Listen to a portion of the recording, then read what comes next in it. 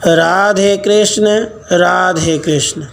ब्राह्मण द्वारा अपनी शक्ति का परिचय, मृतक को जीवित करने का आश्वासन, मालावती का पति के महत्व को बताना, काल या मृत्यु कन्या आदि को ब्राह्मण द्वारा बुलवाकर उनसे बात करना, यम आदि का अपने को ईश्वर की आज्ञा का पालक बताना और उसे श्री कृष्ण चिंतन के लिए प्रेरित करना। ब्राह्मण बोले, पतिव्रते, इस समय तुम्हारे प्रियतम किस रोग से मरे हैं? मैं चिकित्सक भी हूँ, अतः समस्त रोगों की चिकित्सा भी जानता हूँ। सती मालावती, कोई रोग से मृतक तुल्य हो गया हो अथवा मर गया हो, किंतु यदि 1 सप्ताह के भीतर की घटना हो तो मैं उस जीव को चिकित्सा संबंधी महान ज्ञान के द्वारा चुटकी बजाते हुए जीवित कर सकता हूँ। जैसे व्याध पशु को बांधकर सामने ला देता, उसी प्रकार मैं जरा, मृत्यु, यम, काल तथा व्याधियों को बांधकर तुम्हारे सामने लाने और तुम्हें सौंप देने की शक्ति रखता हूँ।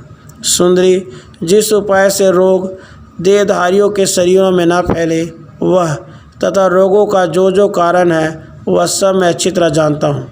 मैं शास्त्र के तत्व ज्ञान के अनुसार उस उपाय को भी जानता हूँ जिससे व्याधियों का दुष्ट एवं अमंगलकारी बीज अंकुरित ही न हो। जो योग से अथवा रोग जनित कष्ट से देह त्याग करता है, उसके जीवित होने का उपाय क्या है, इसे भी मैं योग धर्म के प्रभाव से जानता हूँ। ब्राह्मण की यह बात सुनकर सती मालावती के मन में उत्साह हुआ। वह मुस्कुराई, उसके चित्त में स्नेह उमड़ आया और वह हर्ष से भरकर बोली। मालावती ने कहा, अहो, इस बालक के मुख से कैसी आश्चर्यजनक बात सुनी गई है। यह अवस्था में तो बहुत छोटा दिखाई देता है, परंतु इसका ज्ञान योग वेताओं के समान उच्च कोटि का है। ब्राह्मण, आपने मेरे प्रियतम पति को जीवित कर देने की प्रतिज्ञा की है। सत्पुरुषों का वचन कभी मिथ्या नहीं होता, अतः उसी क्षण मुझे विश्वास हो गया कि मेरे पति जीवित हो गए। वेद वेताओं में श्रेष्ठ ब्राह्मण, आप मेरे प्राण वल्लभ को पीछे जिलाइएगा। पहले मैं संदेहवश जो पूछती हूँ उसी बात को आप बताने की कृपा करें। इस सभा में जब मेरे प्राण जीवित हो जाएंगे और जीवित होकर यहाँ मौजूद रहेंगे, तब मैं उनके निकट आपसे कोई बात पूछ नहीं सकूँगी, क्योंकि उनका स्वभाव बड़ा तीखा है।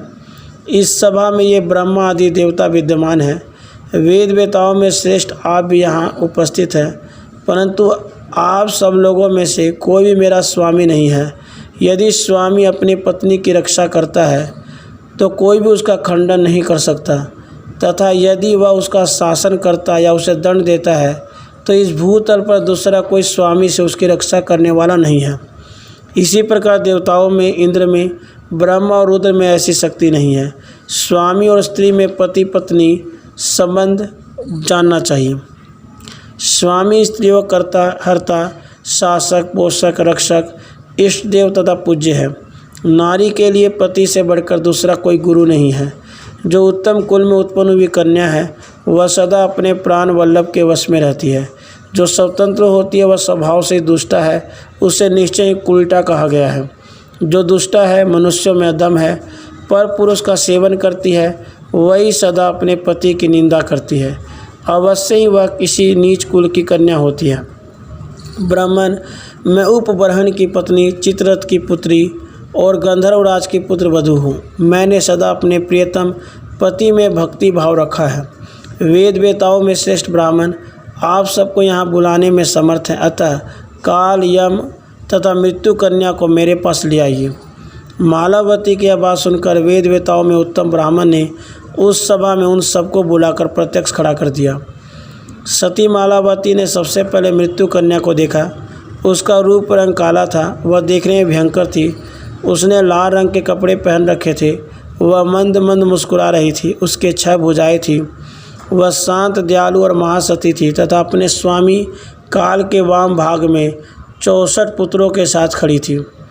तत्पश्चात सती मालावती ने नारायण के अंशभूत काल को भी सामने खड़ा देखा।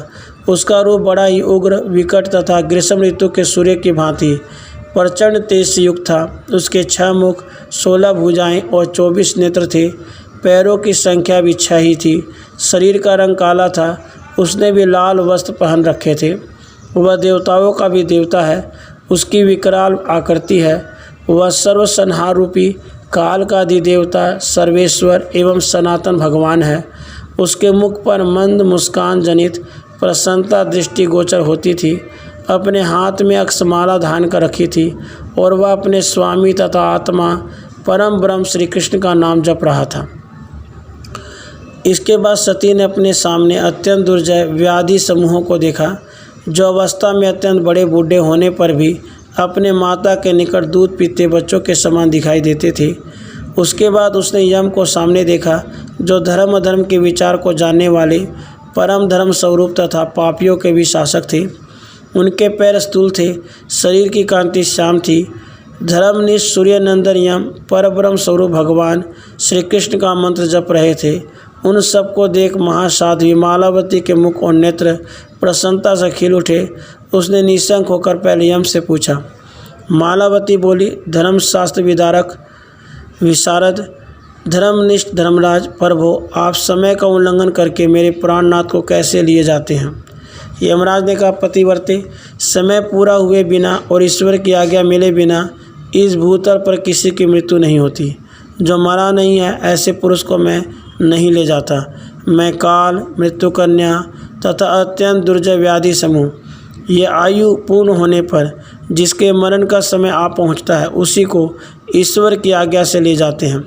मृत्यु कन्या विचारशील है, यह आयु निशेष होने पर जिसको प्राप्त होती है उसी को मैं ले जाता हूँ। तुम उसी से पूछो वह किस कारण से जीव को प्राप्त होती है।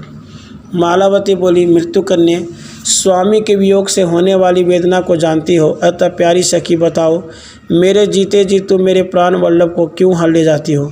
मृत्यु कन्या बोली, पूर्व काल में विश्वस्रष्टा ब्रह्मा जी ने इस कर्म के लिए मेरी सृष्टि की। पतिव्रते, मैं बड़ा भारी तपस्या करके भी इस कार्य को त्यागने में समर्थ हूँ।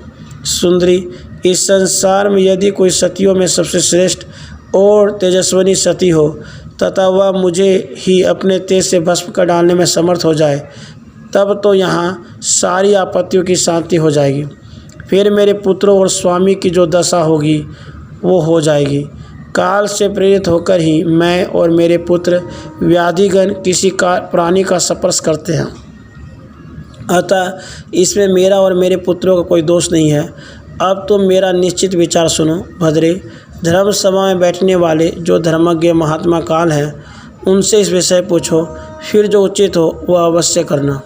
मालावती ने कहा, हे काल, आप कर्मों के साक्षी हैं, कर्म स्वरूप हैं, नारायण के सनातन अंश हैं। भगवान आप परमेश्वर को नमस्कार है, पर वो मैं जीवित हूँ, फिर मेरे प्रीतम को आप क्यों हर ले जाते हैं? कृपा निधि, आप सर्वज्ञ हैं, अतः सबके दुख को भी जानते हैं। काल पुरुष बोले, पतिव्रते, मैं तथा यमराज किस गिनती में हैं?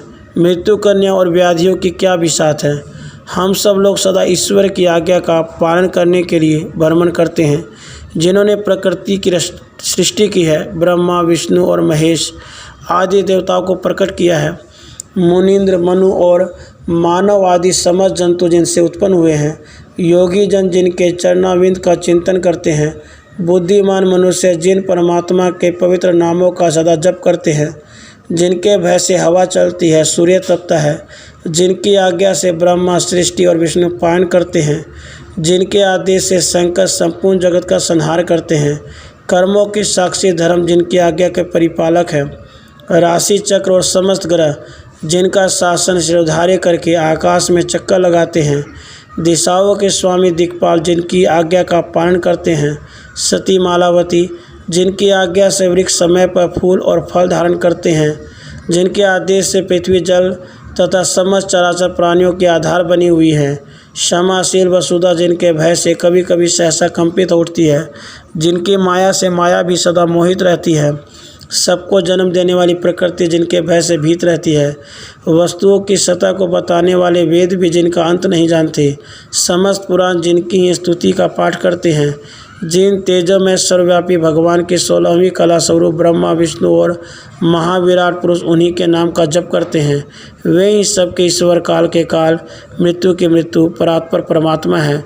उन्हीं श्री कृष्ण का तुम चिंतन करो, वे कृपा निधान श्री कृष्ण तुम्हें संपूर्ण अभिष्ट वस्तु तथा पति भी प्रदान करेंगे। ये सब देवता जिनकी आज्ञा के अधीन है, वे सर्वेश्वर श्री कृष्ण ही संपूर्ण संपत्तियों के दाता हैं। शौनक जी ऐसा कहकर कालपुरुष चुप हो गए। तत्पश्चात ब्राह्मण ने पुनः वार्ता आरंभ की।